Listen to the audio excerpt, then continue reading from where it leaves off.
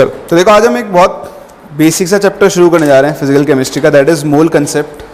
ये चैप्टर से सच कोई डायरेक्ट क्वेश्चन नहीं आते हैं, मतलब आते तो हैं, जैसे लास्ट ईयर भी आया था, घूम फिर के आते रहते हैं, लेकिन इस चैप्टर का हर चैप्टर में यूज़ है। यहाँ आप जो सीखते हो वो आपके बेसिक्स क्रिएट करता है और वो आपके हर जगह काम में आते हैं, इसलिए हमें इस चैप्टर को पढ़ना या आपको आना बहुत इंपॉर्टेंट होता है। ठीक, देखो आप शुरू करते हैं अपने चैप्टर के साथ। सबसे पहली चीज़ जो आपको यहाँ पर सीखनी है दैट इज़ एटॉमिक मास।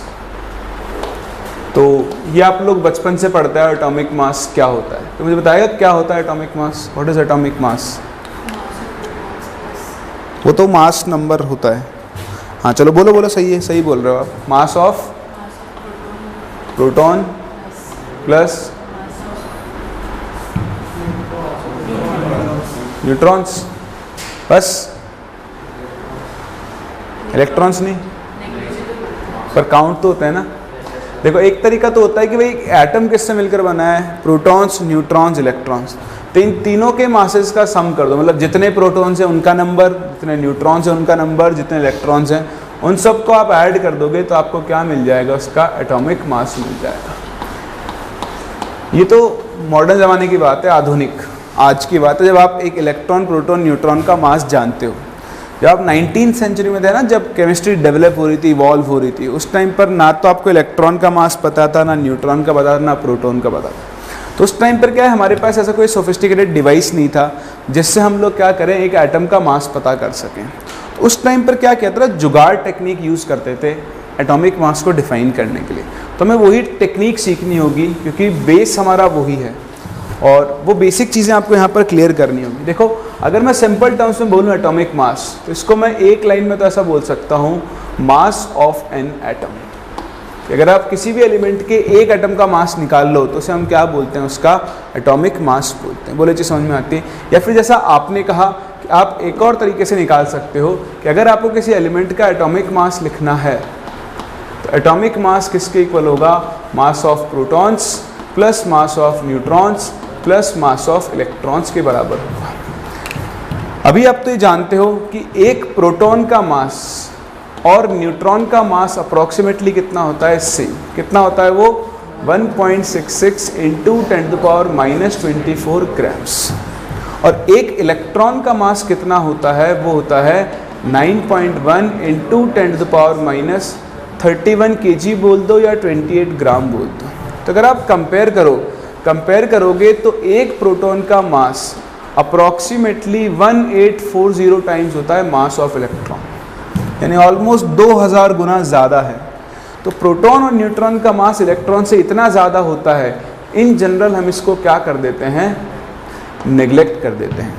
और इसलिए आप देखते हो कि मोस्ट ऑफ द एलिमेंट्स का जो मास नंबर होता है, कौन सा नंबर होता है, मास नंबर, वो किसके इक्वल आता है, एटॉमिक मास के इक्वल आता है। लेकिन ये ध्यान रखना, अगर आप एटॉमिक मास बोल रहे हो करेक्ट वैल्यू, तो प्रोटॉन, न्यूट्रॉन और साथ में हमको किसको काउंट करना होता है, इलेक्ट्रॉन्स को भी काउंट करना होता है। चलो ये चीज़ें हम बाद में डिस्कस करेंगे, अभी तो हम ये बात करते हैं कि हम एटॉमिक मास को डिफाइन कैसे करें।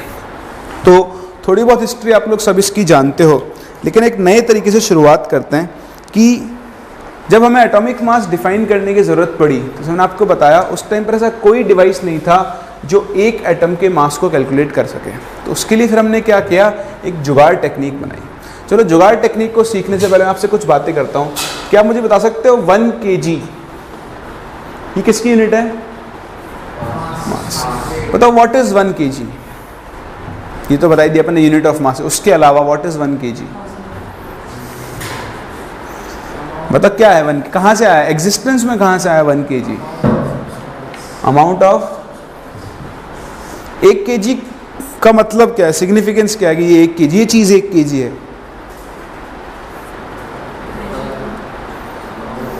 पता है ओरिजिन कहाँ से आया, यूनिट कहाँ से बनी? सीखा होगा आपने फिर फिजिक्स के अंदर, सुना होगा।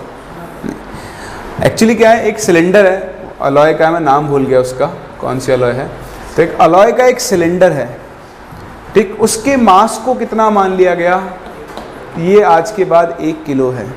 क्योंकि उस दिन से पहले ना तो आपको पता था 1 किलो क्या है, ना मुझे पता 1 किलो क्या है, तो इसको मान लिया, दुनिया में किसी को पता ही नहीं है, तो मैंने बोल दिया कि भाई ये 1 kg है आज से। अब अब आपको दुनिया की किसी भी चीज़ का मास पता करना है, तो बताओ आप क्या करोगे, उसको इस सिलेंडर से कंपेयर करोगे। जैसे मान लो मुझे एक बॉक्स है, ये इस बॉक्स का मास पता करना है, ठीक। तो मैं क्या करूँगा, इस बॉक्स के मास को इस सिलेंडर के मास से कंपेयर करूँगा। कैसे, मैं एक वेट बैलेंस ले लूँगा, ऐसा इधर रख दूँगा बॉक्स को, और बताओ इधर किसको रखना शुरू करूँगा, कब तक। तो मान लो मैंने यहाँ पर 4 सिलेंडर रखे और 4 सिलेंडर रखने पर दोनों साइड बैलेंस हो गए। तो बताओ इस बॉक्स का मास ऑफ बॉक्स कितना होगा, 4 times the mass of cylinder होगा।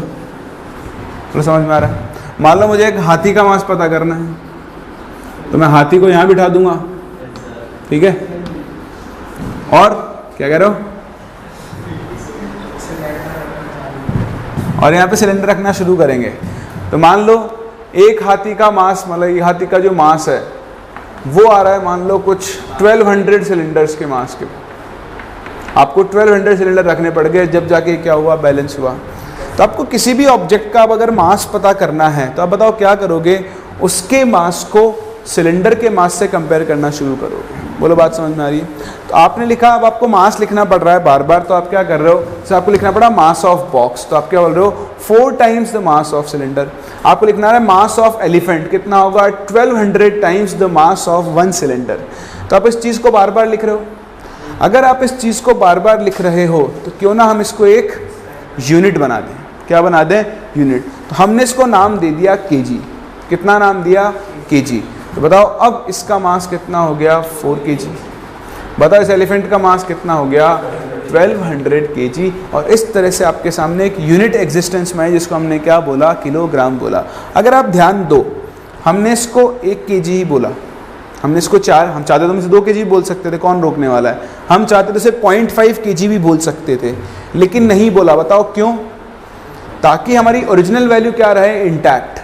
अगर हम इसको 1 रखेंगे तो इस वैल्यू के अंदर कोई भी चेंज नहीं आएगा। अगर मैं इसको 2 केजी बोल दूं तो ये हमेशा कितना आएगा, डबल होकर आपको मास मिलेगा। तो हम ये कोशिश करते हैं कि जब हम यूनिट बना रहे हैं तो उस यूनिट की वैल्यू हम कितना लेकर चलें, 1। बोलो समझ में आता है। इसी तरह से मैं आपसे बोलूँ मीटर, व्हाट इज मीटर। तो मीटर एक रॉड है, उस रॉड की लेंथ को कितना मान लिया गया है, 1 मीटर। अब आपको दुनिया की किसी भी चीज़ की लेंथ पता करनी है तो आप उसे किससे कंपेयर करोगे, इससे। मान लो किसी चीज़ की लेंथ इसकी 0.5 टाइम्स है लेंथ ऑफ दिस रॉड, तो बताओ लेंथ की रॉड को कितना बोला आपने, 1 मीटर। इसलिए उस चीज़ की लेंथ कितनी हो जाएगी, 0.5 मीटर। बात समझ में आ रही है। तो इस तरह से हम क्या करते हैं, यूनिट्स जनरेट करते हैं। सेम यही फंडा हम लोग रेप्लिकेट करेंगे जब हम एटॉमिक मास डिफाइन करने चलेंगे।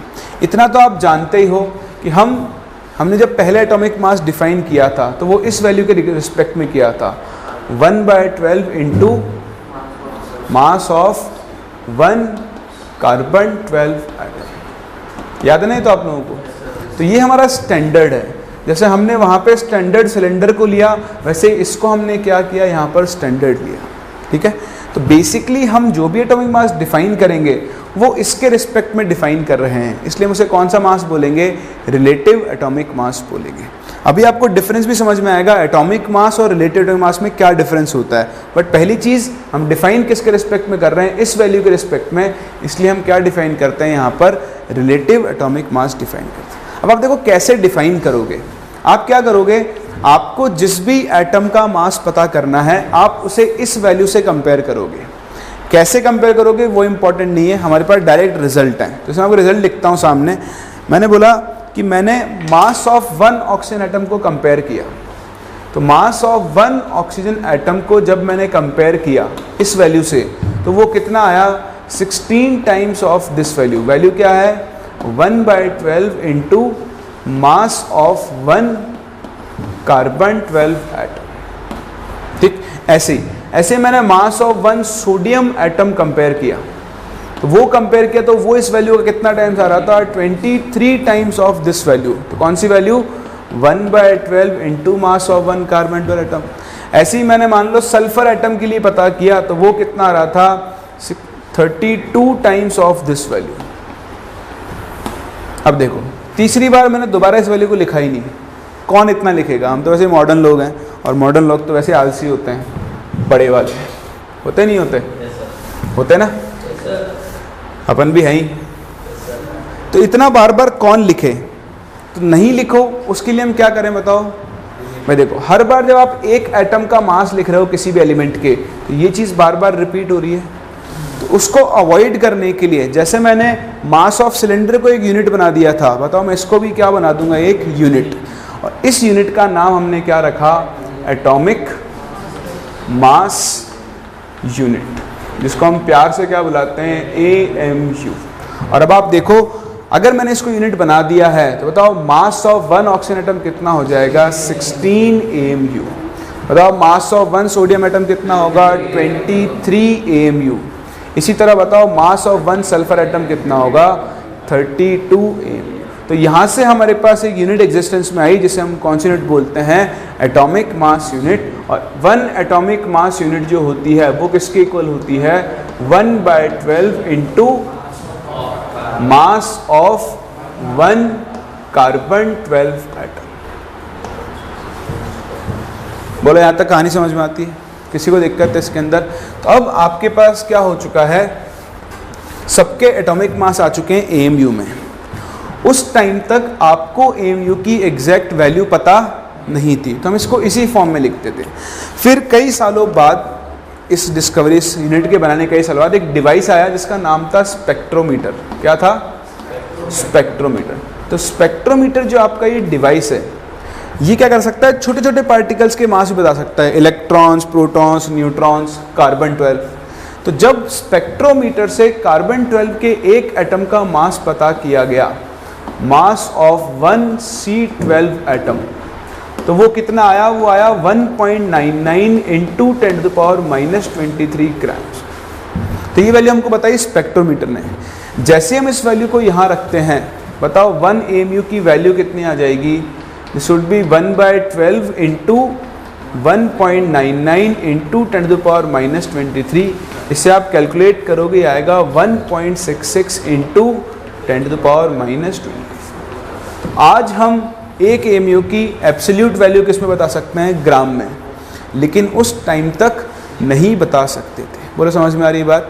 तो इस तरह से हमने डिफाइन किया एटॉमिक मास यूनिट। और अब आपको जो चीज़ ध्यान देनी है, आप AMU कब यूज़ करते हो, आप AMU तब यूज़ करते हो जब आप कितने एटम्स का मास लिख रहे हो, एक।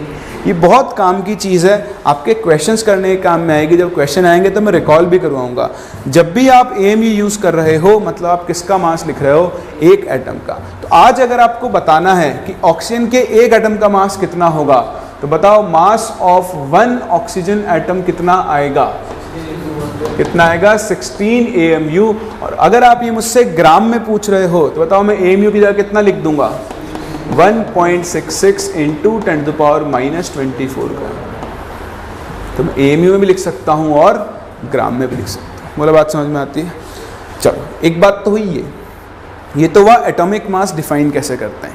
इसके बाद हम बात करते हैं रिलेटिव एटॉमिक मास की। किसकी, रिलेटिव एटॉमिक मास की। रिलेटिव एटॉमिक मास कैसे डिफाइन करेंगे, ध्यान देना।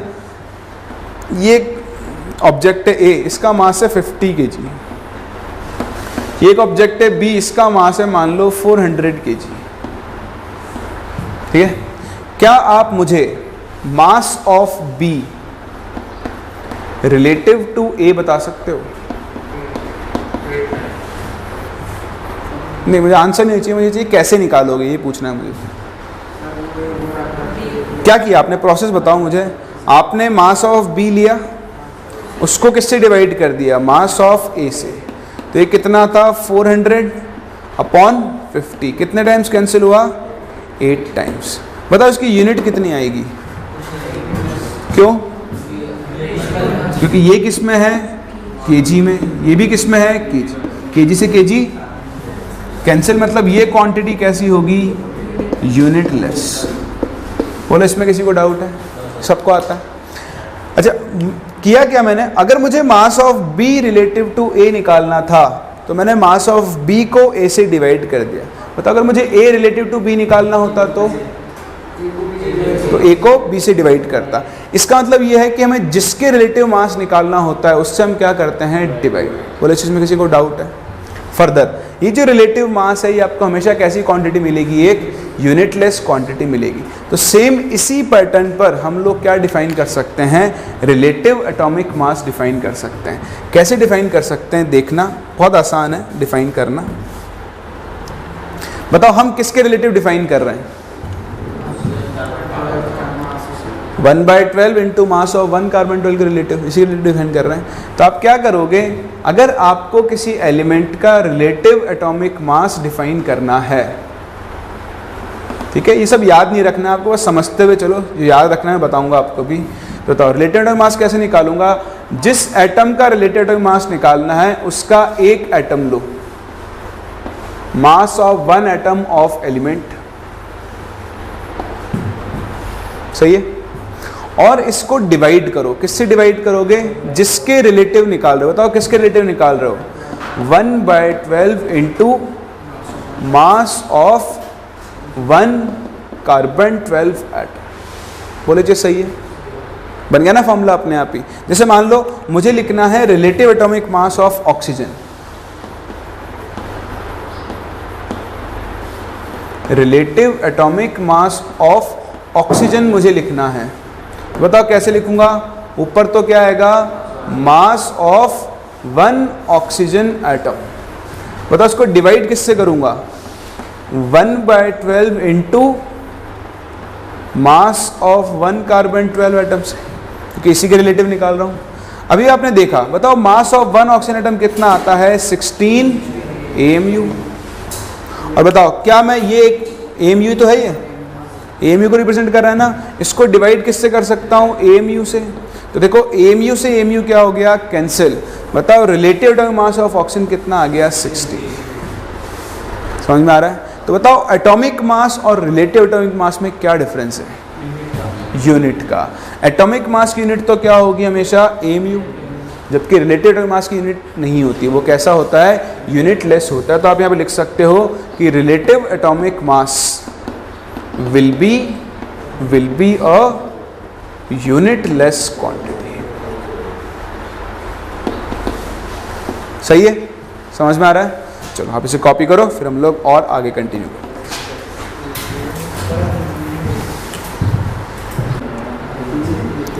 अब देखो, जो काम की चीज़ें याद रखने की सिर्फ इतनी सी है कि अगर आप ऑक्सीजन एटम के लिए लिखना शुरू करो, देखो मैं ऑक्सीजन एटम के लिए 2 चीज़ें लिखता हूँ, एक लिखूंगा 16 और एक क्या लिखूंगा, 16 AMU, और लिख सकता हूँ। तो बताओ 16 क्या है इसका, ये तो क्या है इसका रिलेटिव एटॉमिक मास। और बताओ 16 AMU क्या है, इसको आप एटॉमिक मास नहीं बोल के रादर ऐसे बोला करो, दिस इज मास ऑफ, हाँ, मास ऑफ 1 ऑक्सीजन एटम। आप इसको इसी फॉर्म में याद रखो। कभी भी आपको एक एटम के लिए लिखना है मास, तो हमेशा किसके अंदर लिखोगे आप, AMU के अंदर लिखोगे। तो इस तरह से हमने यूनिट डिफाइन की, जिसको हम एटॉमिक मास यूनिट बोलते हैं, और ये इसका मतलब होता है। अगर आप ध्यान से देखो, ऑक्सीजन का मास नंबर भी कितना होता है, 60। तो मास नंबर की वैल्यू रिलेटिव एटॉमिक मास के बराबर ही होती है। या फिर आप ऐसा बोल लो, अगर आपको किसी का मास नंबर पता है तो उसके आगे अगर आप AMU लगा दो तो आपको उसके एक एटम का मास पता लग जाए। तो यहाँ तक कोई डाउट। चलो, एटॉमिक मास को डिफाइन करने के बाद हम बात करते हैं मॉलिक्यूलर मास की। मॉलिक्यूलर मास क्या होता है, ठीक।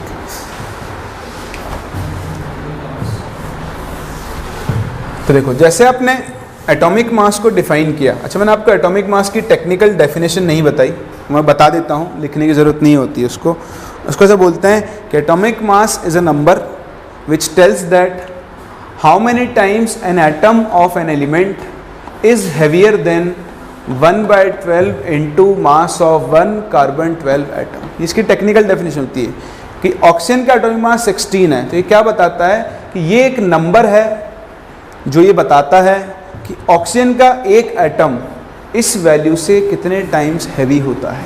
तो डेफिनेशन रटने की आपको ज़रूरत नहीं है, ठीक है। आपको मतलब पता होना चाहिए, जो हमको पता लग चुका है।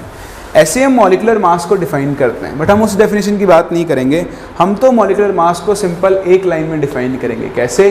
It is defined as the sum of atomic masses of all the elements present in a molecule. एक मॉलिक्यूल में जितने भी एटम्स प्रेजेंट होते हैं उनके एटॉमिक मासेस का अगर आप सम कर दो तो उसे हम क्या बोलते हैं, उसका मॉलिक्यूलर मास बोलते हैं। जैसे मैं आपसे बोलूँ H2O, तो हाइड्रोजन का एटॉमिक मास कितना होता है 1, तो 2 हाइड्रोजन है तो 2 × 1 प्लस कितना हो गया 18। समझ में आ रहा है?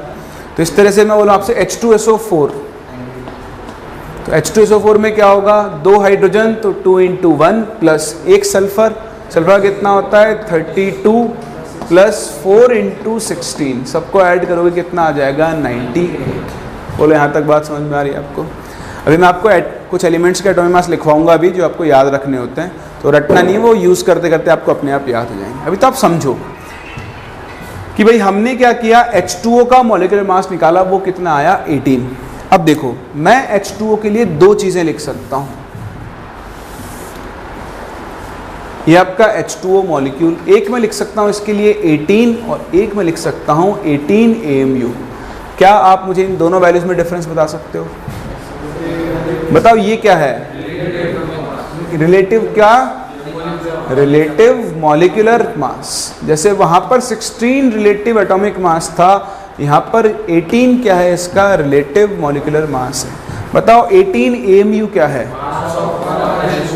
मास ऑफ 1 H2O मॉलिक्यूल। बोलो सही है या गलत?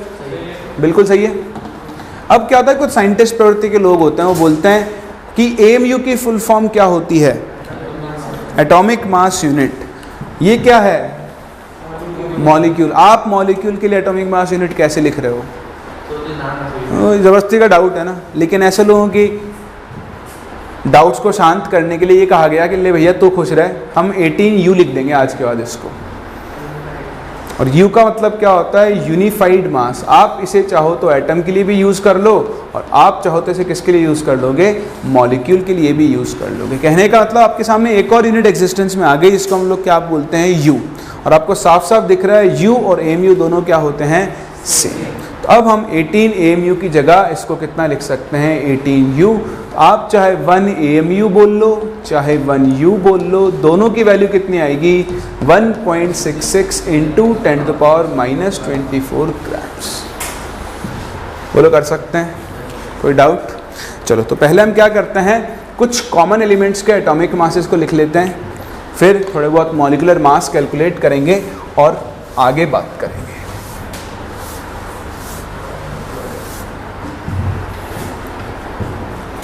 ठीक है, मैं सबके नहीं लिखवा रहा हूँ, पर जो कॉमन काम में आते हैं वो लिख लेते हैं। हाइड्रोजन का कितना होता है? 1।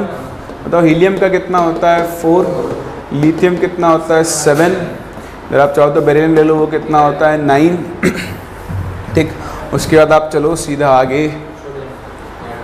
सोडियम से पहले भी तो ले लें, ऑक्सीजन नाइट्रोजन सभी तो रहेगा आपके। कार्बन कितना हो गया? 12। नाइट्रोजन कितना हो गया? 14। ऑक्सीजन कितना हो गया? 16।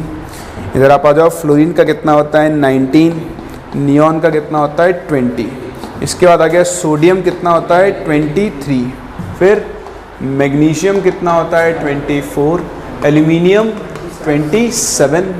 देन नंबर से चलो 27 के बाद आप ले लो phosphorus which is 31। Sulphur 32। Chlorine 35.5। Chlorine का 35.5 क्यों होता है? हाँ, क्यों होता है? क्योंकि वो आइसोटोप की फॉर्म में एग्जिस्ट करता है। ये अपन आगे सीखेंगे। क्लोरीन के बाद आप पोटेशियम 39, कैल्शियम 40। फिर आप सीधा आ जाओ क्रोमियम पर which is 52, manganese which is 55, iron which is 56, copper which is 63.5, zinc which is 65। आप चाहो तो कोबाल्ट भी लिख लो, यहाँ 59 के आसपास होता है उसका। ठीक है, तो वो होगा तो आपको ज़रूरत पड़ेगी, पर ये कॉमन है जो ध्यान रखने हैं। 65 के बाद आप सीधा आ जाओ मरकरी के ऊपर, मरकरी नहीं ब्रोमीन के ऊपर विच इज़ 80। फिर आप आ जाओ ब्रोमीन के बाद silver which is 108, iodine which is 127। एक आप याद रख लेना मरकरी जिसका एटॉमिक मास होता है 200, और लेड विच इज़ 208। ठीक है, तो ये आपको रटने नहीं है, वैसे तो ये एग्ज़ाम में दे हुए होते हैं, ठीक है, जब भी पेपर होता है पेपर में आगे या क्वेश्चन के जस्ट अंदर ही आपको हमेशा एटॉमिक मास लिखे हुए मिलेंगे। ये आपको यूज़ करते करते अपने आप ही याद हो जाएंगे। तो फटाफट से इन्हें कॉपी करो। फिर हम एक और इम्पॉर्टेंट चीज़ सीखते हैं। हमने एटॉमिक मास देख लिया, मॉलिकुलर मास देख लिया, तो एक दो क्वेश्चन कर लेते हैं मॉलिकुलर मास के, फिर हम डिफाइन करेंगे मोलर मास को। कॉपी करो, फिर हम लोग आगे कंटिन्यू करते हैं इसको।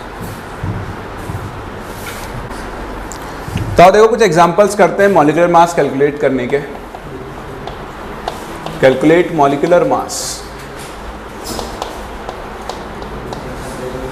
ठीक, सबसे तो simple CaCO3, second H2SO4, third sugar, fourth K4FeCN6, fifth MgCl2.6H2।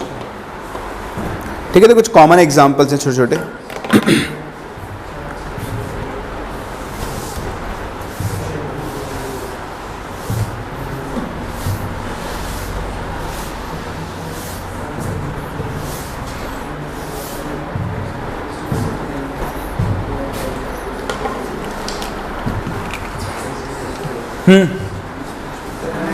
ये तो कितना आ जाएगा 100, 98। शुगर का फॉर्मूला C6H12O6, C12H22O11। इसका मोलर मास निकालोगे आएगा 342। देखो ये कॉमन है, आपको याद ही हो जाने चाहिए, वैसे भी याद हो ही जाएंगे यूज़ करते करते, है ना, मतलब ये रटने की ज़रूरत नहीं है, याद हो जाएंगे अपने आप। पता इसका कितना आएगा, तो आप निकालो 4 इंटू पोटेशियम कितना होता है 39 प्लस 1 इंटू आयरन कितना हो गया 56। ये ब्रैकेट्स का कोई मतलब नहीं है, ठीक है, आपको सबको ऐड ही करना है। CN, ऐसा करो C और N को एक यूनिट मान लो, तो कार्बन 12 और नाइट्रोजन 14, 26, तो प्लस लिख दो 6 इंटू 26। इस वैल्यू को कैलकुलेट कर लो, आपको इसका मोलर मास मिल जाए, मॉलिकुलर मास मिल जाए, है ना। ऐसे ही MgCl2.6H2, तो देखो Mg हो गया 24 प्लस 2 इंटू 35.5 कितना हो गया 71, ये हो गया 95 प्लस 6 इंटू 18, तो निकाल लो 95 प्लस 108 कितना हो गया 203। सही है ना, कर सकते हैं। तो ये सिंपल तरीका होता है, आपको किसी भी सब्सटेंस का मॉलिक्यूलर मास निकालना है। बस कुछ महान प्रवृत्ति के लोग इसको मैथ समझ लेते हैं और डॉट समझ के क्या करते हैं मल्टीप्लाई, तो वो कभी नहीं करना है। ये सब अटैच्ड है आपस में, तो आपको इनको सबके मॉलिक्यूलर मास को क्या करना होता है, ऐड करना होता है। चलो, एटॉमिक मास देख लिया, मॉलिक्यूलर मास देख लिया। अब बात करते हैं सबसे इंपॉर्टेंट टर्म जिसको हम लोग क्या बोलते हैं, मोलर मास। क्या बोलते हैं, मोलर मास। तो मोलर मास क्या होता है, यही टर्म आपके अब आगे तक काम में आने वाला है, आप जितने भी चैप्टर्स पढ़ोगे सबके अंदर। ठीक, तो व्हाट इज मोलर मास, नाम से ही पता लग रहा है, मोलर, किसी भी सब्सटेंस के एक मोल का अगर आप मास निकाल लो तो उसे हम क्या बोलते हैं, उसका मोलर मास। तो सिंपल टर्म्स में आप इसकी डेफिनेशन लिखो, it is defined as the mass of 1 mole substance in grams. ये सबसे इंपॉर्टेंट है। आप जब भी किसी सब्सटेंस का मोलर मास लिखोगे हमेशा किस में लिखोगे, ग्राम्स में। बात नंबर 1। बात नंबर 2, आपको पता होना चाहिए व्हाट इज़ 1 मोल। इसको भी अपन आगे पढ़ेंगे, लेकिन हम अभी डिफाइन कर सकते हैं। 1 मोल का सिंपल सा मतलब होता है क्या, 6.023 इंटू 10⁻23। इस नंबर को ही हम 1 मोल बोलते हैं। इन जनरल मैं इसे पार्टिकल्स लिखता हूँ क्योंकि हम केमिस्ट्री की बात कर रहे हैं। ये पार्टिकल्स एटम्स हो सकते हैं, मॉलिक्यूल्स हो सकते हैं, आयन्स हो सकते हैं, इलेक्ट्रॉन, प्रोटॉन, कुछ भी हो सकता है। बेसिकली इतनी यूनिट्स हो सकती हैं।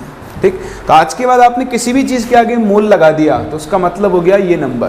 जैसे मैं बोलूँ ये 1 मोल चॉक्स होल्डर्स, तो बताओ कितने होल्डर्स हो गए अपने पास, इतने होल्डर्स हो गए। आप बोलो 1 मोल फैंस, तो कितने फैंस हो गए, इतने फैंस हो गए। तो मोल का और कोई मतलब नहीं होता, मोल का सिंपल सा मतलब होता है ये नंबर। 10 नंबर को हम कौन सा नंबर बोलते हैं, एवोगैड्रोस नंबर, से हम Na से रिप्रेजेंट करते हैं। ठीक, चलो, तो अभी मोल के लिए इतनी इन्फॉर्मेशन बहुत है अपने पास, इसको हम फिर आगे डिफाइन कर ही लेंगे।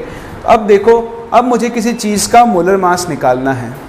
फॉर एग्जाम्पल मैं आपसे बोलूँ कि मेरे पास ये चॉक होल्डर है, इसका मास है 5 ग्राम। कितना है इसका मास? 5 ग्राम। बताओ मुझे अगर इसका मोलर मास निकालना है तो मैं कैसे निकालूंगा? मुझे आंसर नहीं, तरीका बताओ कैसे निकालूंगा। मास ऑफ 1 चॉक को किससे मल्टीप्लाई कर दूंगा? एवोगैड्रो नंबर से। क्यों? क्योंकि भाई मुझे 1 मोल का मास निकालना है। बताओ 1 मोल में कितने चॉक होल्डर्स होंगे? Na। तो अगर एक चॉक होल्डर का मास 5 है तो Na का कितना होगा? 5 × Na ग्राम। बोलो ये बात समझ में आ रही है? अच्छा चलो, मेरे पास एक बॉक्स है, ये बॉक्स, इसका मास है 20 kg। मुझे इसका मोलर मास निकालना है, बताओ क्या होगा? 20 × Na। हाँ, इसका आंसर होगा 20,000 Na। कितना होगा? 20,000 Na। क्यों? क्योंकि ये भी किस में है? केजी में। मोलर मास हम किस में लिखते हैं? ग्राम्स में। तो पहले आप केजी को किस में बदलोगे? ग्राम्स। तो ये हो जाएगा 20,000 ग्राम्स। अब अगर एक बॉक्स का मास 20,000 है तो बताओ Na बॉक्स का मास कितना होगा? 20,000 Na होगा। बोलो बात समझ में आ रही है? इसका मतलब मैं ऐसा बोल सकता हूँ कि अगर मुझे किसी चीज़ का मोलर मास निकालना है, मोलर मास, तो आप मास ऑफ 1 यूनिट ले लो, 1 यूनिट, और उसको किससे मल्टीप्लाई कर दो? Na से। बताओ आपको क्या मिल जाएगा? उसका मोलर मास मिल जाएगा। सही है? कोई डाउट? तो ये तो ही मोलर मास की डेफिनेशन। अब आपको जो चीज़ सीखनी है वो देखो। फॉर एग्जाम्पल मुझे निकालना है मोलर मास ऑफ ऑक्सीजन। तो बताओ मोलर मास ऑफ ऑक्सीजन कैसे निकालूंगा मैं यहाँ पे लिखूंगा मास ऑफ 1 ऑक्सीजन एटम। कौन सी यूनिट में? ग्राम्स। इनटू क्या कर दूंगा? Na। बोलो होगा? बताओ मास ऑफ 1 ऑक्सीजन एटम कितना होता है? 16 mu होता है ना।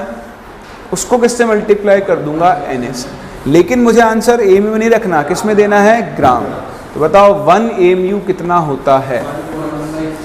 1.66 × 10⁻⁻24 ग्राम्स। इंटू Na की वैल्यू कितनी होती है? 6.023 × 10⁻23। ये ग्राम्स में आएगा। बोलो कोई डाउट है?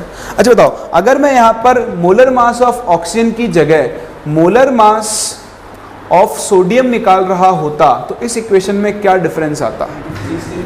सिर्फ यहाँ 23 आ जाता, बाकी सारी वैल्यू क्या रहती? सेम। मान लो अगर मैं मोलर मास ऑफ सल्फर लिखना चाहता तो क्या चेंज आता? यहाँ कितना आ जाता? 32, और बाकी सारी वैल्यूज क्या रहती? सेम। बोलो सही है? इसका लाइक तो बार बार रिपीट हो रहा है ना। तो क्यों ना मैं इसे कैलकुलेट करके रख लूँ, जो भी वैल्यू आएगी वो सब जगह फिट करता जाऊँगा। तो चलो इसको कैलकुलेट करें। यहाँ करते हैं 1.66 × 10⁻⁻24 × 6.023 × 10⁻23। देखो इसको 1.7 लिख लूँ, इसको 6 मान लो। 17 6 कितना होता है? 102 होता है ना। तो ये वैल्यू कितनी आ जाएगी आपके पास? 10.2 × 10⁻⁻1। बताओ ये क्या बनेगा आपके पास? 1.02। क्या मैं इसको अप्रॉक्सीमेटली 1 लिख लूँ? बोलो कोई डाउट है किसी को? इसका मतलब इस वैल्यू को मल्टीप्लाई करने पर आपको हमेशा कितना मिलने वाला है? 1। हमेशा 1 मिलेगा। तो जैसे वैल्यू 1 हो गई, बताओ ऑक्सीजन का मोलर मास कितना हो गया? 16 ग्राम्स। बताओ सोडियम का मोलर मास कितना हो गया? 23 ग्राम्स। बताओ सल्फर का मोलर मास कितना हो गया? 32 ग्राम्स।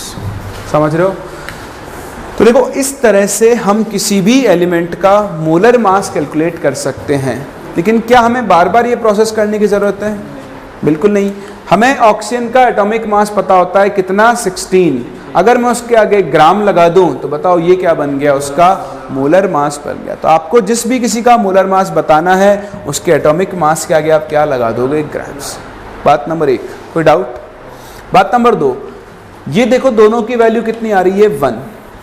जहाँ से हम एक और रिलेशन बना सकते हैं कि 1.66 × 10⁻⁻24 को अगर आप 6.023 × 10⁻23 से मल्टीप्लाई कर रहे हो तो वैल्यू कितनी आ रही है? 1 ग्राम। बताओ ये चीज़ क्या होती है? 1 AMU। बताओ ये चीज़ क्या होता है, Na। इसका मतलब 1 AMU की वैल्यू किसकी इक्वल होती है, 1/Na ग्राम्स की इक्वल। तो एक छोटा सा रिलेशन है, हो सकता है कभी आपके काम में आ जाए, तो ये भी आपको याद रखना चाहिए। क्लियर है? कॉपी करो, फिर सारी चीज़ों को एक बार दोबारा से समराइज़ करते हैं कि हमको यहाँ पर जो चीज़ याद रखनी, ये सब समझना था, समझ लिया, अब जो याद रखना है उसकी हम लोग बात करते हैं। ठीक, कॉपी करो।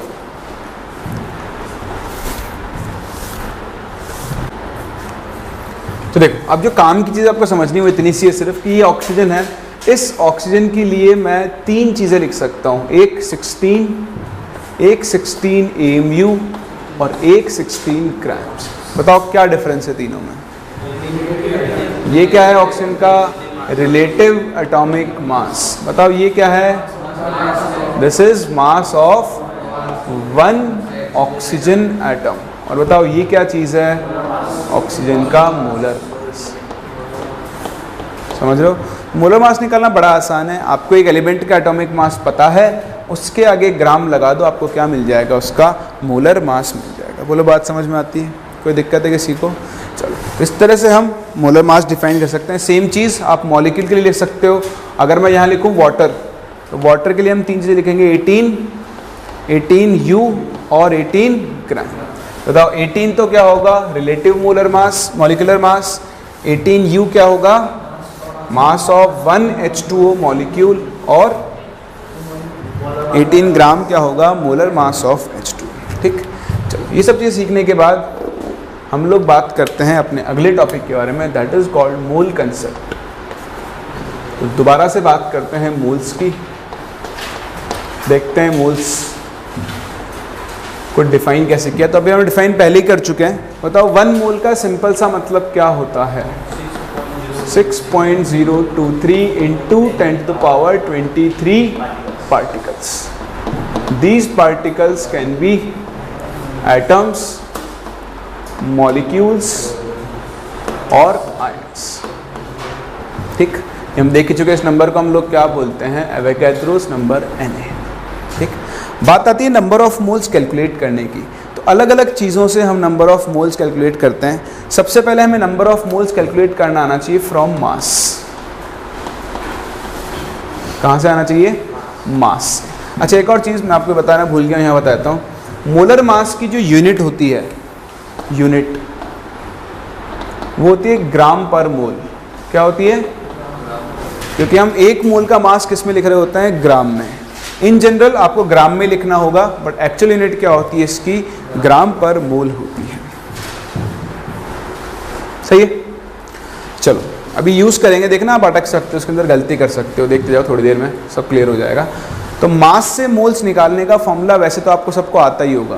क्या होता है, given mass upon molar mass. ठीक, आप चाहो तो फॉर्मूला बनाकर भी देख सकते हो। भाई आपने क्या बोला कि 16 ग्राम जो है वो क्या है, ऑक्सीजन का मोलर मास है। ठीक, तो जो मोलर मास किसी सब्सटेंस का मान लो m है। ठीक, तो 1 मोल का मास मान लो m ग्राम है मोलर मास। m ग्राम बताओ कितने मोल के बराबर होगा, 1 मोल। तो बताओ 1 ग्राम कितने के बराबर होगा, 1/m मोल होगा। तो अगर आपके पास उस सब्सटेंस का कुछ W ग्राम है, तो बताओ W ग्राम कितने के बराबर होगा, W/m मोल के। बात समझ रहे हो? तो यहाँ से आपका फॉर्मूला बन गया। देखो, किसी भी सब्सटेंस के मास से अगर आपको मोल्स निकालना है तो उसके मास को आप किससे डिवाइड कर दोगे, उसके नंबर ऑफ मोल्स से। तो पहली चीज़, अगर मैं फॉर्मूला ही लिखूँ सिर्फ, तो फॉर्मूला क्या बनेगा कि नंबर ऑफ मोल्स का फॉर्मूला क्या बनेगा, उस सब्सटेंस का मास, गिवन मास डिवाइडेड बाय आप क्या लिखोगे, उसका मोलर मास। लेकिन मैं इस फॉर्मूले को इस फॉर्म में याद नहीं रखूँगा। आप इस फॉर्मूले को ऐसे याद रखो, मास और मोल्स। बताओ, अगर आपको किसी सब्सटेंस के मास से उसके मोल्स निकालने हैं तो किससे डिवाइड करना पड़ेगा, उसके मोलर मास। और अगर आपको किसी सब्सटेंस के मोल्स से उसका मास निकालना है तो आप क्या कर दोगे, इनटू मोलर मास कर दोगे। तो फॉर्मूले को ऐसे नहीं रख के आप ऐसे याद रखो, बहुत हेल्प करेगा कैलकुलेशन में, आप बहुत फास्ट हो जाओगे। एग्जाम्पल तो इसमें कुछ है ही नहीं। जैसे मैं आपसे बोलूँ एक क्वेश्चन छोटा सा, लिखना नहीं है, देख लो 10 ग्राम CaCO3, बताओ उसमें कितने मोल्स होंगे? 10 डिवाइडेड बाय इसका मोलर मास कितना होता है 100, तो कितने आ गए 0.1। अच्छा मैं लिखूँ आपके सामने 15.8 ग्राम KMnO4, बताओ मोलर मास, इसका मोलर मास कितना आता है 158, 39 प्लस 55 प्लस 64, तो डिवाइड बाय 158 कर दो, कितना आ जाएगा 0.1। सही है। तो एक टाइप के क्वेश्चन तो होते हैं ये जिसमें आप मोल्स निकाल सकते हो, इसमें आपको कोई दिक्कत नहीं आने वाली है, ये काम तो हम करेंगे ही। तो जो कंपाउंड का मास है उसको उसके मोलर मास से डिवाइड कर दो, आपको क्या मिल जाएगा, उसका नंबर ऑफ मोल्स मिल जाएगा। लेकिन मेरे पास आपके लिए एक दूसरा क्वेश्चन भी है, तो आप अब क्वेश्चन लिखें। क्वेश्चन इज दिस कि mass of an atom of an element X is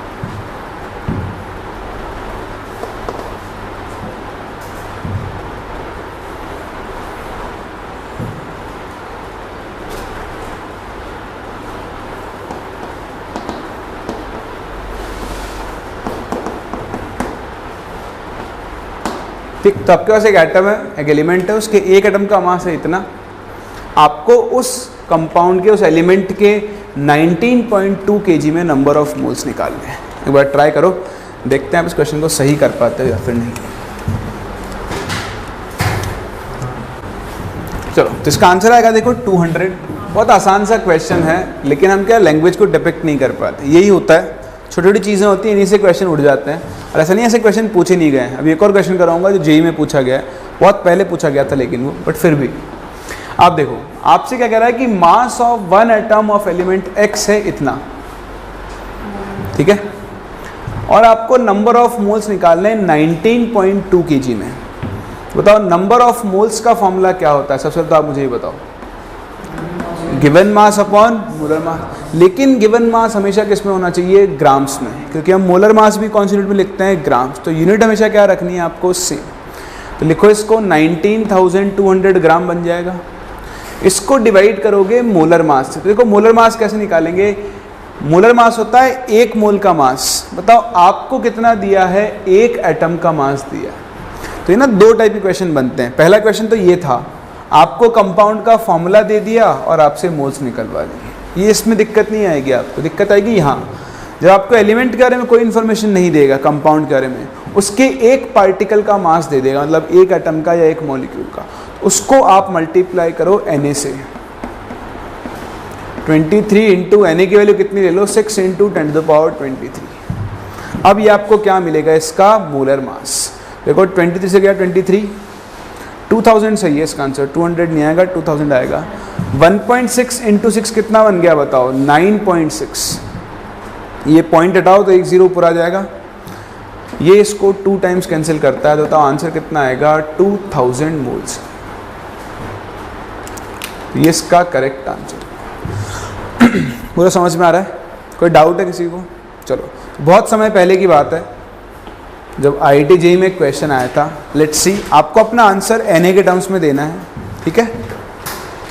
the question is how many electrons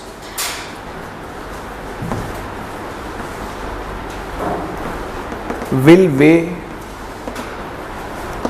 1 kg? How many electrons will way 1 kg? ठीक है, इलेक्ट्रॉन का मास तो सबको पता ही है आपको कितना होता है, अभी भी लिखा भी था अपन ने 9.1। चलो मैं बता देता हूँ आपको, होता है 9.1 इंटू 10⁻31 kg। ये होता है मास ऑफ इलेक्ट्रॉन। और आपको अपना आंसर देना है in terms of Na। Multiply नहीं करना है, या चाहो तो मल्टीप्लाई भी कर लो, कोई बड़ी वैल्यू नहीं आएगी। आप मुझे आंसर दो। अब इस क्वेश्चन में है कुछ भी नहीं, थोड़ा लैंग्वेज का फेर है और थोड़ा फिर वही हम बेसिक्स में गलत चले जाते हैं। कह रहा है हाउ मेनी इलेक्ट्रॉन्स विल वेग 1 kg। इस क्वेश्चन को आप ऐसे पढ़ो कि 1 किलो में इलेक्ट्रॉन से कितने मोल्स होंगे। तो बेसिकली आपको नंबर ऑफ मोल्स निकालना है। बताओ नंबर ऑफ मोल्स निकालने का फॉर्मूला क्या बनेगा आपके पास, वही गिवन मास। गिवन मास कितना है 1 kg, that is 1000 grams, divided by आपको क्या निकालना है, मोलर मास ऑफ इलेक्ट्रॉन। देखो ये एक इलेक्ट्रॉन का मास है, बताओ मोलर मास कैसे निकालेंगे, इंटू Na करके। तो इंटू Na इसको करेंगे, समझ में आ रहा है आपको। बताओ इलेक्ट्रॉन का मास कितना लिखोगे, 9.1 इंटू 10⁻, अगर आपने 31 लिख दिया तो वहीं गेम हो जाएगा। 31 तो है ही नहीं।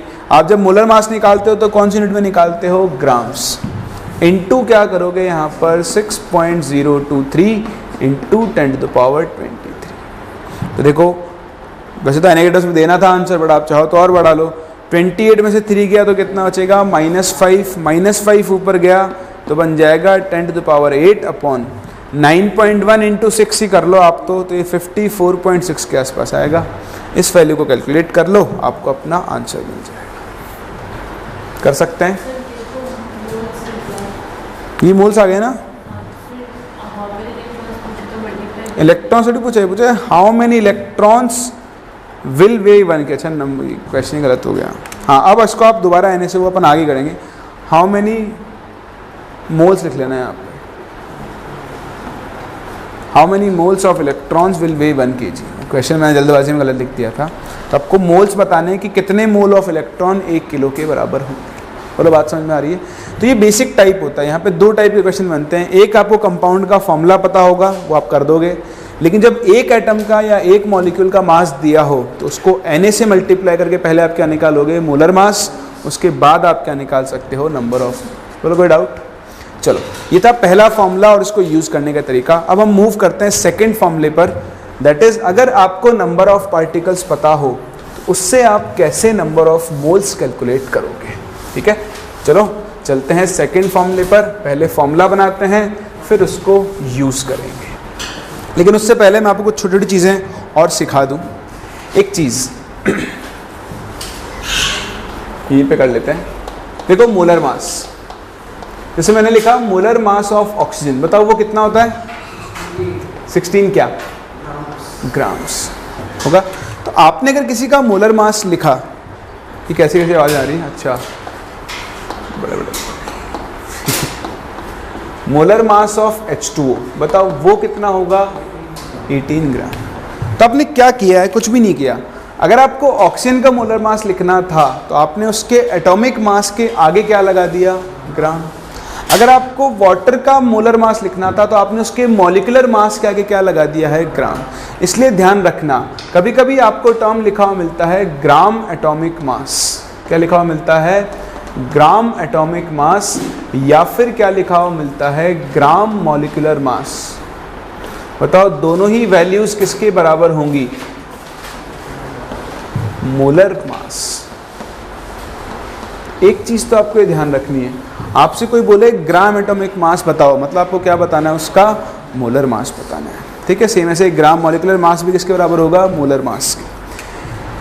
ऐसे ही एक और चीज बोलता है, वो एक और चीज क्या होती है, नंबर ऑफ ग्राम एटम्स। क्या बोलेगा, नंबर ऑफ ग्राम एटम्स, या फिर क्या बोलेगा, नंबर ऑफ ग्राम मॉलिक्यूल्स। तो नंबर ऑफ ग्राम एटम्स बोल दे या फिर नंबर ऑफ ग्राम मॉलिक्यूल्स बोल दे, बताओ दोनों ही वैल्यू किसके बराबर होती हैं, नंबर ऑफ मोल्स की। ठीक है, एक चीज पे ध्यान देना है यहाँ पे। जैसे मैं आपसे बोलूं 5 ग्राम H2O, 5 gram molecules of H2O, इसका मतलब क्या होगा बताओ, इसका मतलब क्या होगा, मेरे पास क्या है, 5 मोल H2O। समझ रहे हो चीज को। तो कभी नंबर ऑफ ग्राम एटम्स लिखा हुआ मिल जाए, नंबर ऑफ ग्राम मॉलिक्यूल्स, तो वो क्या होगा, हमेशा मोल्स के बराबर होगा। तो ये दो चीज़ें बहुत इंपॉर्टेंट है, ध्यान रखना, कॉपी करो फटाफट से इसको।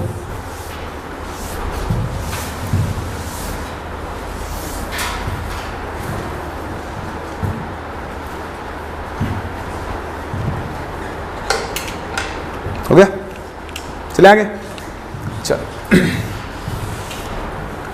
तो ये भी अपने काम आती रहेगी घूम फिर के चीज़ें। अब हम निकालते हैं मोल कैलकुलेट करने का सेकंड फॉर्मूला। तो देखो, मोल्स कैलकुलेट करने का सेकंड फॉर्मूला कैसे निकालोगे। आपने बोला अगर आपके पास Na पार्टिकल्स हैं, बताओ Na पार्टिकल्स कितना मोल बनाते हैं, 1 मोल। तो बताओ अगर आपके पास एक पार्टिकल हुआ तो वो कितने मोल्स बनाएगा, 1/Na मोल्स बनाएगा। तो अगर मेरे पास कुछ n नंबर ऑफ पार्टिकल्स हैं, n नंबर ऑफ पार्टिकल्स, तो बताओ वो कितने मोल्स बनाएगा, n/Na मोल्स बनाएगा ना।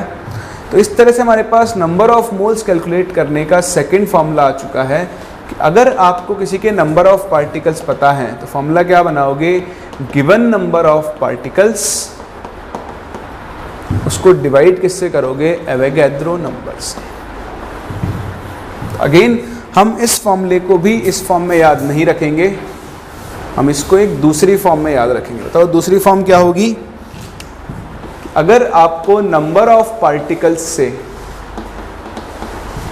मोल्स निकालना है, बताओ यहां से यहां आने के लिए क्या करोगे आप, डिवाइड बाय Na। और अगर आपको मोल से नंबर ऑफ पार्टिकल्स निकालने हैं तो आप क्या करोगे, मल्टीप्लाई बाय Na। तो इस फॉर्मूले को आप इसी फॉर्म में याद रखोगे क्योंकि अब से थोड़ा जल्दी होगा काम, ठीक है। अभी तो क्या बेसिक चीज़ें ये यूज़ करेंगे हम, तो फटाफट से आंसर आते हैं। तो किसी के मोल्स पता है, नंबर ऑफ पार्टिकल्स निकालना है तो Na से मल्टीप्लाई करोगे, नंबर ऑफ पार्टिकल से मोल्स निकालना है तो क्या करोगे, डिवाइड करोगे। तैयार हो क्वेश्चन के लिए, इस पर क्वेश्चन करें। चलो, तो एक छोटा सा क्वेश्चन करते हैं।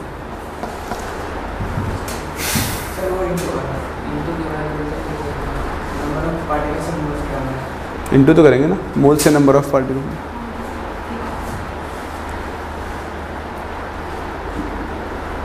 मोल्स से नंबर ऑफ पार्टिकल आया तो Na से मल्टीप्लाई तो करोगे, कोई बात नहीं, होता है ऐसा।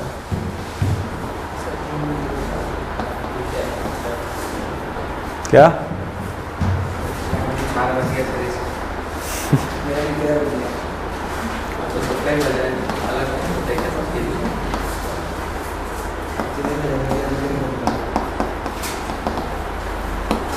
देखो, calculate number of moles in following. First 16 ग्राम,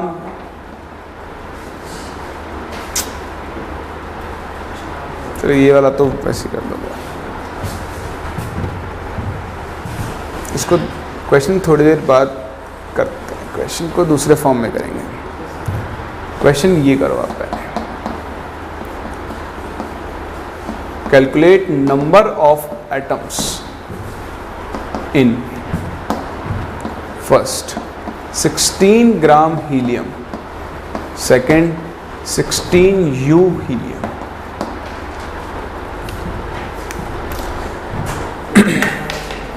आपको क्या करना है, देखो नंबर ऑफ एटम्स निकालने हैं, पहले 16 ग्राम में निकालने हैं और फिर 16 U में निकालने। तभी आप देखो कहीं से भी मोल्स पता कर लो, अगर आपको मोल्स पता है तो मोल्स से नंबर ऑफ पार्टिकल्स निकालने के लिए क्या करोगे आप, इनटू Na कर दोगे। तो बताओ पहला पार्ट 16 ग्राम हीलियम, तो पहले पार्ट के लिए आप मोल्स निकालो, हीलियम के कितने आ जाएंगे, 16/4, क्योंकि इसका मोलर मास 4 ही होता है हीलियम का। बताओ कितना आ गया, 4। और मोल्स से नंबर ऑफ पार्टिकल्स निकालने हैं तो बताओ नंबर ऑफ हीलियम एटम्स कितने आएंगे, ये आ जाएगा 4 × Na। सही है। बताओ सेकंड पार्ट का आंसर क्या होगा, क्या होगा, सिर्फ 4। ठीक है, क्यों, डिफरेंस सीखना है। ये था मास ग्राम में, जबकि ये मास किस में है, U में। मैंने आपको ये चीज़ सिखाई थी कि जब आप AMU में या U में मास लिखते हो तो आप एक एटम का मास लिखोगे या फिर 2, 4, 5 एटम्स का मास लिखोगे। तो आप देखो 16 U हीलियम, मैं बोलता हूँ 1 AMU हीलियम। बताओ 1 AMU हीलियम कितने एटम्स के बराबर होगा, एक एटम, क्योंकि एक हीलियम का मास 4 AMU होता है, सॉरी 4 AMU हीलियम किसके बराबर होगा, 1 एटम के। तो अगर 4 AMU 1 एटम के बराबर है तो 16 AMU कितने के बराबर होगा? 4 एटम्स के बराबर। लोग क्या करते हैं, यहाँ पर भी यही फॉर्मूला लगा देते हैं। भाई जब आप मोल्स निकाल रहे हो, एक्चुअली क्या है ग्राम, तो जब आपको मास ग्राम में दिया है तो पहले आपको मोल्स निकालने पड़ेंगे, क्योंकि ग्राम का मोल्स एटलीस्ट 1 मोल के बराबर होता है ग्राम में जो मास लिखा हुआ होता है। तो ध्यान रखना, अगर एलिमेंट का मास ग्राम में दिया है तो उससे आप पहले क्या करोगे, मोल्स, और फिर मोल्स से क्या निकालोगे, नंबर ऑफ एटम्स। अगर उसका मास AMU में दिया है तो फिर आपको कुछ नहीं करना है, पहले एक का मास देखो, फिर इससे कंपेयर कर लो, आपको क्या मिल जाएगा, उसके टोटल नंबर ऑफ एटम्स मिल जाएंगे। कर सकते हो। तो छोटे छोटे क्वेश्चंस हैं, इनका आप ध्यान रखना, आप इनमें मिस्टेक कर सकते हो। अगर आपको मास AMU में लिखा हुआ है तो फिर आपको हमेशा इसी तरीके से करना चाहिए। जैसे मैं आपसे बोलूँ कि 126 AMU HNO3, 126 AMU HNO3, बताओ इसमें नंबर ऑफ ऑक्सीजन एटम्स कितने होंगे?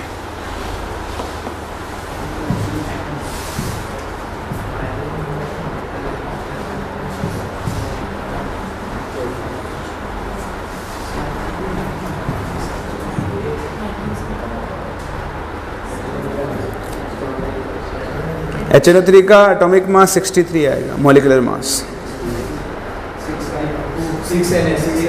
6 Na या 6, सिर्फ कितना आएगा, 6 Na नहीं आएगा। क्यों भाई? देखो मास किस में लिखा हुआ है, AMU में, इसका आप मॉलिक्यूलर मास निकालो, आता है 63, तो आप क्या बोलोगे कि 63 AMU का मतलब क्या होगा, एक HNO3 मॉलिक्यूल होगा। क्या होगा? एक HNO3 मॉलिक्यूल। ठीक है। अब अगर 63 AMU में एक HNO3 मॉलिक्यूल है तो बताओ 126 AMU का मतलब कितना होगा, 2 HNO3 मॉलिक्यूल। बोलो बात समझ में आ रही है? और अगर 2 HNO3 मॉलिक्यूल को देखो तो बताओ 2 HNO3 मॉलिक्यूल में कितने ऑक्सीजन एटम है, 6 ऑक्सीजन एटम्स। बोलो बात समझ में आ रही है? तो कभी भी मास AMU में दिया हो, आप AMU में ही बात करोगे, मोलर मास से डिवाइड करके Na से मल्टीप्लाई गलती से भी मत कर देना। समझ में आ रहा है? एक और क्वेश्चन करें छोटा सा। चलो, क्वेश्चन इज दिस, कैलकुलेट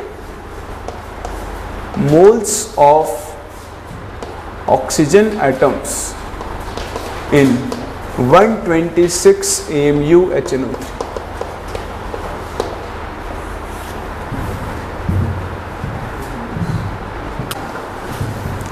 कितना आंसर? 6/Na। किसी और का कोई आंसर आ रहा है इसके अलावा? कोई और? सही है? हाँ चलो, बिल्कुल सही है, वेरी गुड। ठीक है, बस ये बारीकियां आपको सीखनी है। देखो कह रहा है calculate moles of oxygen atoms in 126 AMU HNO3। तो सबसे पहले तो आप क्या करो, 126 AMU HNO3 में ऑक्सीजन एटम्स निकालो, तो वो कितने आ जाएंगे, 6 ऑक्सीजन एटम्स होंगे। ये तो नंबर ऑफ ऑक्सीजन एटम्स आए हैं, आपको क्या निकालना है, मोल्स। बताओ नंबर ऑफ एटम्स से मोल्स निकालने के लिए क्या करेंगे, डिवाइड बाय Na। तो यहाँ से अगर आप नंबर ऑफ मोल्स निकालो तो बताओ उसका आंसर कितना बनेगा, 6/Na। कर सकते हैं? कोई डाउट? तो ये वे पहले बेसिक टाइप ऑफ क्वेश्चंस जो आपको नंबर ऑफ पार्टिकल्स पे निकालने आने चाहिए। ठीक, आपको बेसिक मतलब समझना है, फॉर्मूला ये याद रखना है, सब आप अपने आप क्लियर कर दो। ठीक, तो इसी पे करते हैं एक और सेकंड वैरायटी ऑफ क्वेश्चंस। ये आज का लास्ट क्वेश्चन है अपना, बाकी फिर हम लोग नेक्स्ट क्लास कवर करेंगे। तो भी मैं आपको सिखा दूं ताकि आप इनके ऊपर बेस्ड कुछ क्वेश्चंस कर पाओ। एक simple standard type of question करवा रहा हूँ पहले सिखाने के लिए, फिर हम इन पे और क्वेश्चंस करेंगे next class. Question is this, in 36 gram glucose calculate first number of molecules, second number of atoms, and third number of atoms of each type।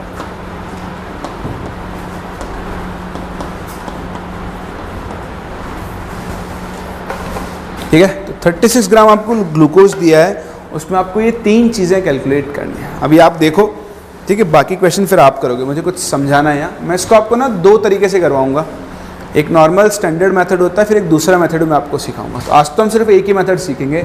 36 gram glucose, बताओ ग्लूकोज का फॉर्मूला C6H12O6, इसका molar mass निकालो 180 आएगा। तो देखो आपको निकालने हैं नंबर ऑफ मॉलिक्यूल्स एटम्स, तो मास से नंबर ऑफ एटम डायरेक्ट नहीं निकल सकते, पहले आपको बीच में क्या निकालना पड़ेगा, मोल्स। बताओ इसके मोल्स निकालो, मोल्स ऑफ ग्लूकोज कितने आएंगे, इसका मास डिवाइडेड बाय इसका मोलर मास, कितना आ जाएगा 0.2 मोल कौन आ गया, ग्लूकोज। और बहुत ध्यान से देखना, बताओ मोल को Na से मल्टीप्लाई करूंगा तो मुझे क्या मिलेंगे, नंबर ऑफ एटम्स या मॉलिक्यूल्स, क्योंकि ये खुद क्या है, ये खुद एक मॉलिक्यूल है। तो जब मैं इसको Na से मल्टीप्लाई करूंगा, इनटू Na करूंगा, तो मुझे क्या मिलेंगे, नंबर ऑफ मॉलिक्यूल्स मिलेंगे। कुछ लोग यहीं पे नंबर ऑफ एटम्स लिख देते हैं, वो गलत है भाई। ये अगर खुद मॉलिक्यूल है तो इसके मोल को Na से मल्टीप्लाई करने पर आपको सिर्फ क्या मिलेंगे, अभी तो मॉलिक्यूल्स। तो एक्चुअली आपके पास 0.2 Na ग्लूकोज मॉलिक्यूल्स हो चुके हैं। बोलो यहाँ तक कोई डाउट? अब आप लगाओगे यूनिटरी मेथड। यूनिटरी मेथड क्या, आप एक ग्लूकोज मॉलिक्यूल की शक्ल देखो, तो देखो 1 मॉलिक्यूल ऑफ ग्लूकोज में कितने कार्बन एटम्स हैं, 6, कितने हाइड्रोजन हैं, 12, कितने ऑक्सीजन हैं, 6। तो पहले आपको निकालना है नंबर ऑफ एटम्स। सिर्फ नंबर ऑफ एटम्स बोला है, मतलब आपको टोटल एटम्स निकालने हैं। बताओ एक ग्लूकोज में टोटल कितने मॉलिक्यूल्स, 18, कितना 12, 24 हो गया। बताओ नंबर ऑफ एटम, अगर एक मॉलिक्यूल में 24 है तो इतने मॉलिक्यूल में कितने होंगे, इनटू 24, यानी आंसर कितना आ गया, 4.8 Na। बोलो समझ में आ रहा है? अगर मुझे सिर्फ कार्बन एटम निकालने हैं तो एक मॉलिक्यूल में कितने कार्बन है, 6, तो बताओ 0.2 Na में कितने होंगे, इनटू 6, दैट इज 1.2 Na। ये हो गए कार्बन एटम्स। बताओ हाइड्रोजन कितना होगा, इनटू 12 कर दो, कितना हो गया, 2.4 Na। ये हो गए हाइड्रोजन एटम्स।